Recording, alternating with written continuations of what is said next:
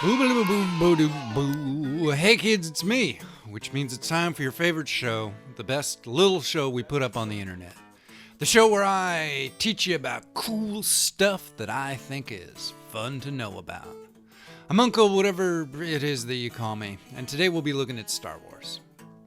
Star Wars is a series of movies, some TV shows. It's a bunch of toys, a breakfast cereal, shirts, and so many other things that would boggle your mind to hear me list them all right now. I won't. But trust me, if I did, your brain would be boggled. Star Wars, it started out as the vision of one guy, a crazy guy named George Lucas. Hey, and the main character's name is Luke. I just noticed that. George Lucas and Luke. That's like if my last name were Pattison and I created a character who saved the universe and named him Pat. I wonder if anybody would catch that.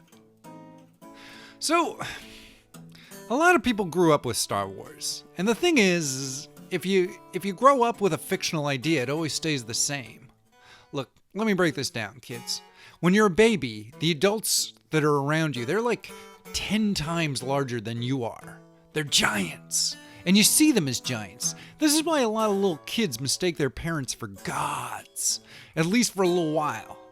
But then gradually you grow larger, and as you grow, the rest of the world shrinks. And a lot of things that you once thought were massive, they become smaller as well. Say that church or school you went to as a child, which seemed so massive and imposing when you were little. You go to that now and it's just some little building. You can barely fit through the front door. But fictional concepts, they stay exactly the same size, no matter how big you get, because they're inside your head. They're not confined by the laws of physics, which say things have to basically stay the same size. In your head, things can be any size they want to be. Imagine a single molecule larger than a whale. You can do that in your mind. You can literally imagine a single grain of rice that's larger than the universe. In your head, you can do pretty much anything. So a lot of little kids, they saw Star Wars, and then once they were adults, a lot of things in their lives had lost meaning. Their parents, their governments, their conventional religions, they had all been disappointments because they were based in reality. But Star Wars was a fantasy about outer space. So adults escaped off into it, and that was their lives now. And now it's become all of our lives. Basically, a small cult of people have become so obsessed with this story, this movie, that now there's a multi-billion-dollar industry built around making stuff for those people to buy. It's fucking insane when you get really into it. So here's the big question. As stories, are they good? Are they well written? Are the characters consistent? Are the plots well crafted? And do they communicate interesting lessons that help people think about their own lives and better ways to interact with the communities around them? Well, not really.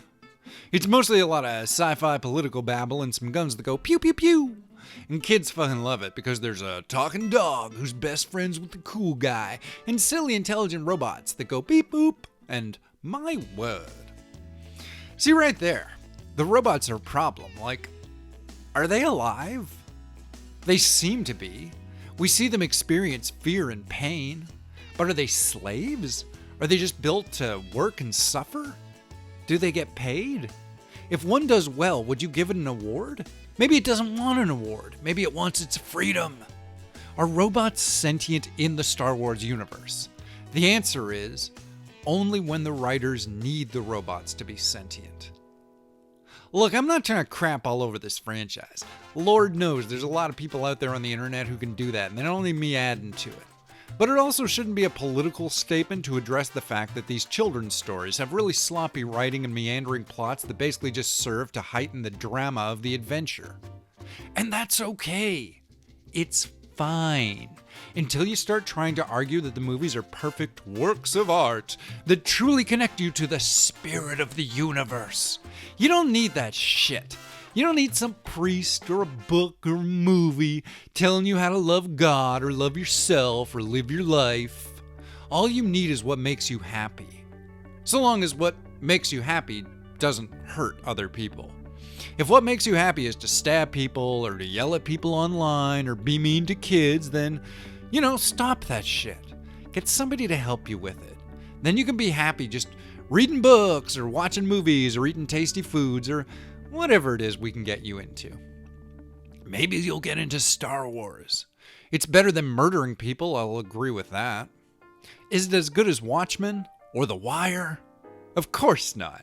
It's just some dumb bam-pow adventures about an author surrogate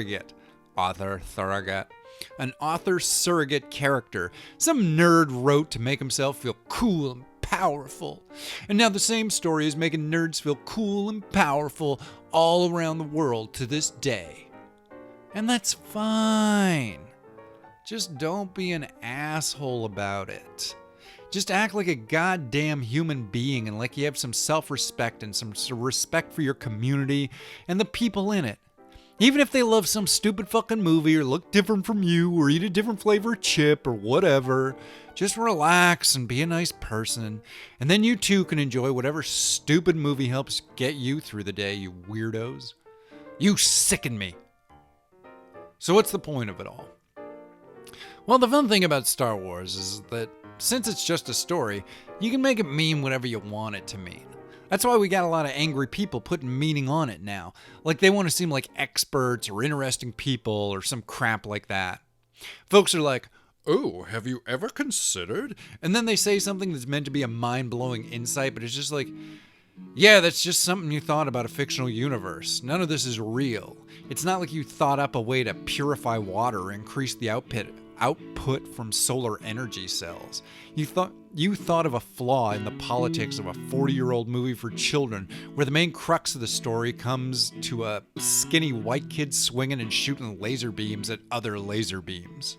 You're not exactly cracking the atom with this stuff.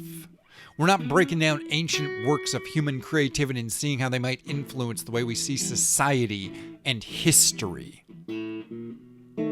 So I don't know. You should do something useful with your time if you can. Keep an open mind and watch lots of TV and maybe buy a second TV so you can watch two things at once.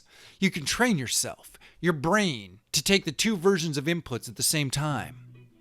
I believe in you. So, I've been Uncle whatever it is that you see fit to call me. And this has been another episode of my weekly program where I pick a topic and educate you on it for the betterment of us all. Thanks for listening, and don't forget to share this video or audio and like it and subscribe to it and maybe listen to it 3 or 4 more times. Then you can really soak in the information, feel it settle into your pores, fill right up with it, get a second dose, laugh, have an open heart. What was that sound? Something? Maybe nothing, but maybe something. Anyway, thank you so much for listening. Did I say that already? Well then, thanks for nothing. Good night, God bless, and may the force be a tissue. I've been Uncle fucking Who's a Face McGee, and you've been listening to another one of my programs. So share, like, and subscribe. Whatever. We'll do this again next week. It'll be better. Will it? Will anything ever be better? Have a nice day.